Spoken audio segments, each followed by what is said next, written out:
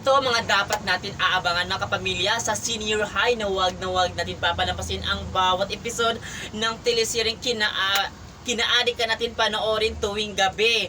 So itong si Sky talaga, malaki talaga ang paniwala niya na isa lang sa kanila ni Archie at ni Harry ang posibleng papatay sa kanyang kapatid na si Luna. Kaya yan ang aabangan natin dito mga kapamilya sa senior high na wag talaga natin papalampasin, kasi nga ang kaganapan na ito ay hindi natin insana ito ay mangyari na yan. Lahat ay ating papanoorin. Dahil nga kumakalat ang video kung saan sinasakta ni Z itong si Luna. Bago pa siya namatay, sinasakta na talaga, sinasakal na talaga ni Z itong si Luna.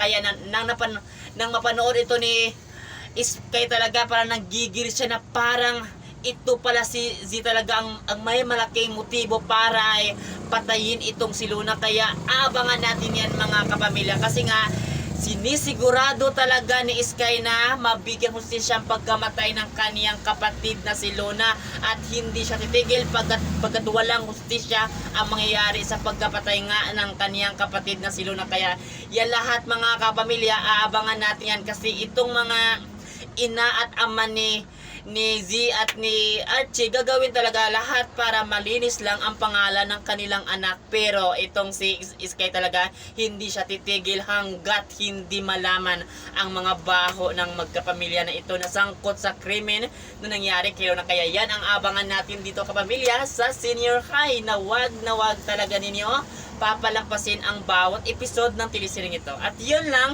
maraming salamat sa panonood. Sana ay makatuto kayo at huwag kayong bibitiw hanggang matapos ang teleseryeng ito.